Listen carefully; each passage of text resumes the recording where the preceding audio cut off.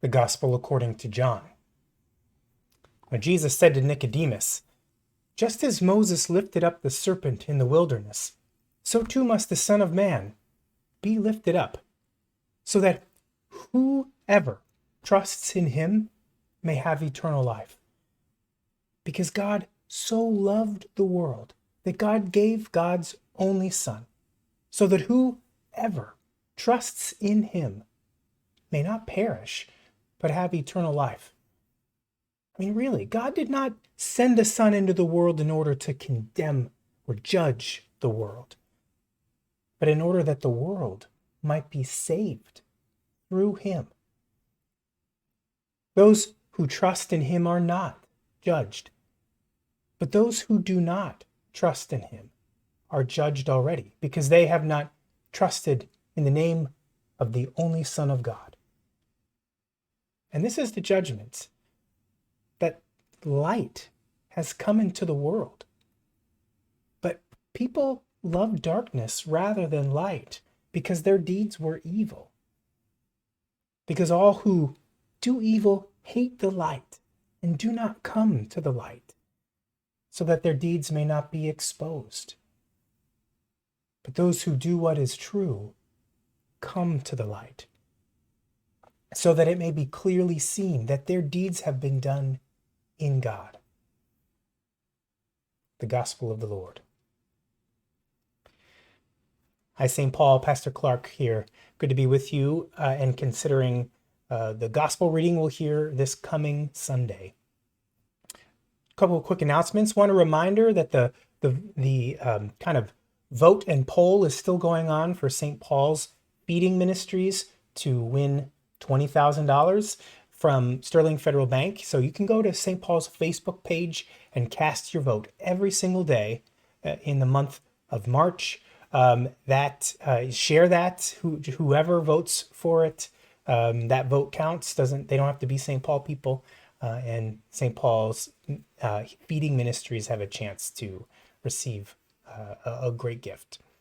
Also, let you know, Wednesday at 8 o'clock, we will do a faith check-in, a Zoom meeting. It's a time for us to check in with God, check in with each other, simply being together in conversation that is inspired by this gospel reading you just heard.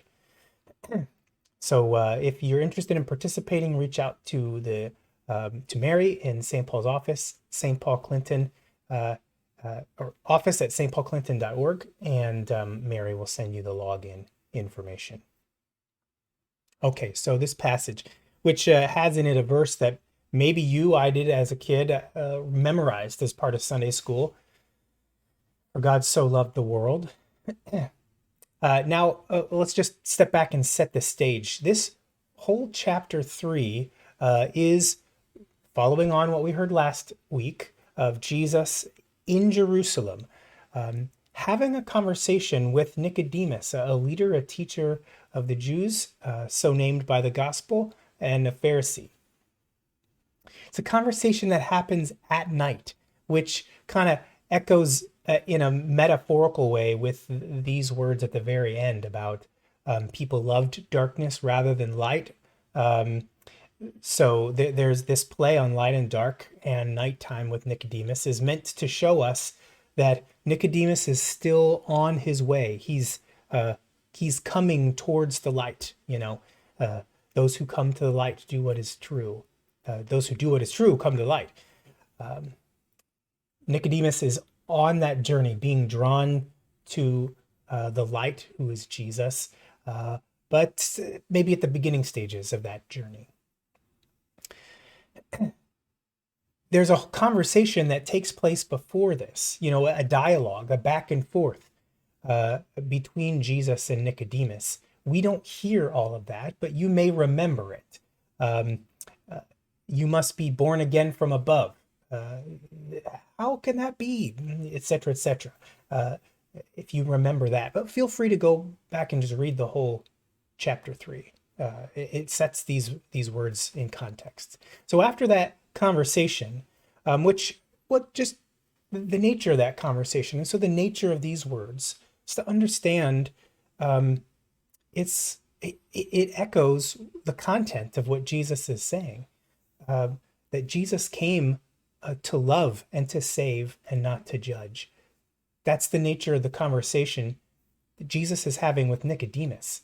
Uh, Even though at some points it sounds very pointed, um, it is still a conversation of loving, not imperious. This is conversation. Jesus is befriending Nicodemus, not not some sort of monarch standing above him, and certainly does respect Nicodemus as a leader, as a teacher. But yeah, is playful. Jesus is kind of intentionally puzzling and challenging Nicodemus. So all of that is part of what's going on in these verses that we read. The second part, it's kind of part of this. There's a switch. The conversation moves from a conversation, a dialogue back and forth, to a monologue. Jesus speaking to Nicodemus in a long block of kind of explanation. Here's what's at the heart of it. It's wrapped up in that verse we all know, that God so loved the world. It's kind of stating Jesus's mission in a sense, or God's motivation in sending Jesus: love, not judging; saving, not judging. And to kind of understand it, it's a so here's the difference. Like, what does it mean that Jesus doesn't judge, but people are judged already? That's this. Basically, through the Gospel of John, what we see is Jesus coming near to people, and their response is either kind of admitting their need and looking to Jesus, or denying their need and rejecting Jesus. That is sort of echoed in that the story that Jesus alludes to of Moses lifting up the serpent in the wilderness. God's people, while they were journeying from slavery in Egypt to freedom and safety and home in the promised land, disobeyed God, rejected God, and disobeyed. And so they were struck ill.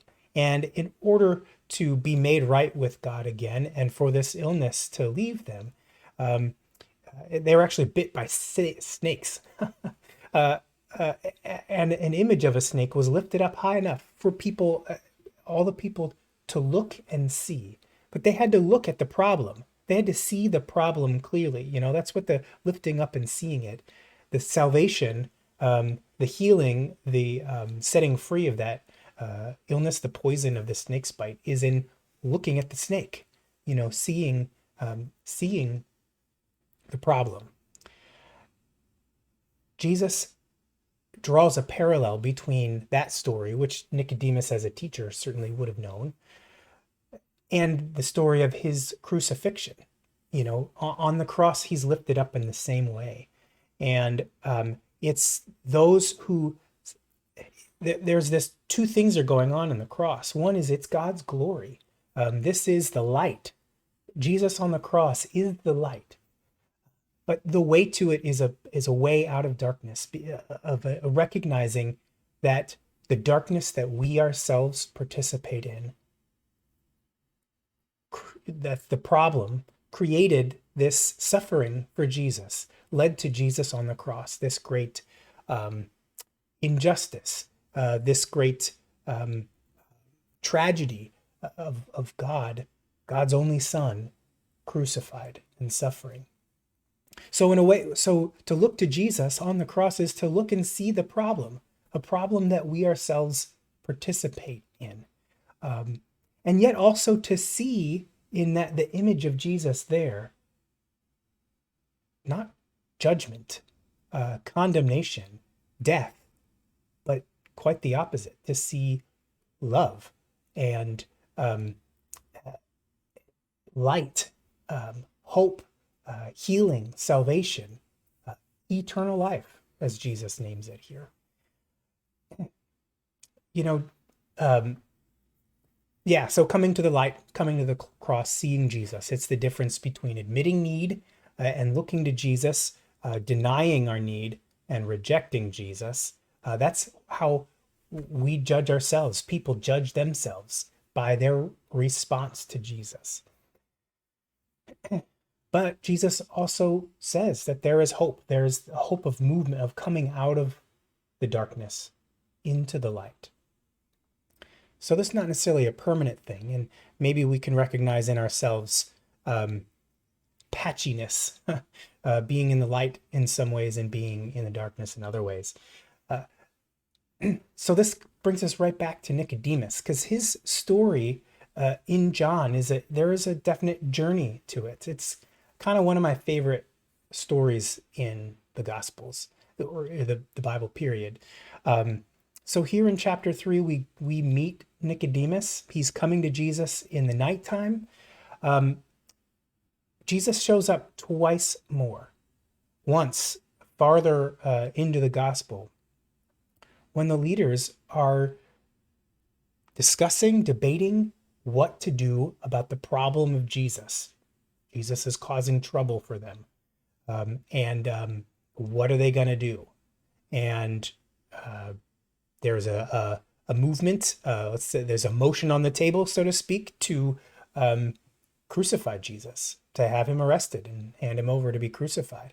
And Nicodemus, he's still somewhere in this journey, somewhere in that shadowy place between dark and light. Nicodemus just kind of, do we really want to do this? Is that really what we don't want to do? So he just kind of, just a little, the little risk, not the big risk to really oppose this or expose himself as having been drawn to Jesus. And then, of course, they go ahead and crucify Jesus. Well, finally, at last, we see Nicodemus again. Nicodemus comes and brings just a tremendous, abundant, ridiculous amount of spices and helps take Jesus down from the cross and prepare him for burial. Really a sign to us that Nicodemus is doing the very thing that Jesus describes here. Looking at Jesus, seeing Jesus. He is up close with the body of Jesus to really see what he himself participated in, the evil that he participated in by not standing up more clearly for Jesus to oppose and interrupt his crucifixion before it happened. That's it.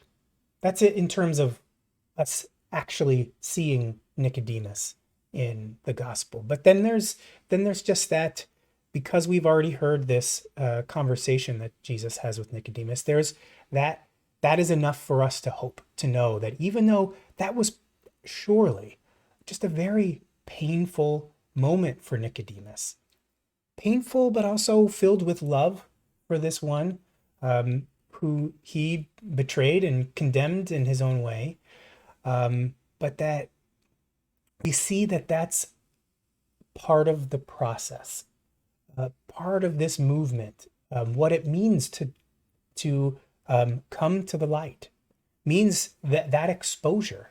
Nicodemus was there exposed to himself, first and foremost, exposed to himself as a participant in the death, crucifixion, and suffering of Jesus. But also then, quite publicly, there are lots of people watching this crucifixion. So there is that public exposure, in a sense, echoing in a way what the Apostle Paul says. If I rebuild the very things I once tore down, I prove not that I'm this great person, but that I'm a transgressor, right? There's something humbling about that work. So we're given this great hope in this moment of Jesus's crucifixion, that Nicodemus is indeed on the way, even though this is surely a painful and desolate moment, filled with love, but difficult nonetheless. We're given hope in Jesus's resurrection that the journey will continue for Nicodemus. Hope for ourselves that journey continues, and perhaps a moment to stop and reflect that if we're in that a similar difficulty right now, of really confronting the problems that we cause, the evil that we participate in, um, and the painful kind of coming to terms with that, uh, with love for what is lost, uh, because of what we've done, participated in. Thanks be to God. That is a glorious place to be. I'm reading a book, a student, but written by a student of Teresa of Avila, which I've talked about before, St. John of the Cross and his Dark Night of the Soul. Here it is, in a sense, the dark night of the soul, which purifies and heals and saves us. So, hope for all of us to stay on that journey of moving closer to the light, admitting our need, feeling our need, keeping our eyes focused on Jesus, even though that is at times quite a difficult thing to do. I'll see you soon. Take care.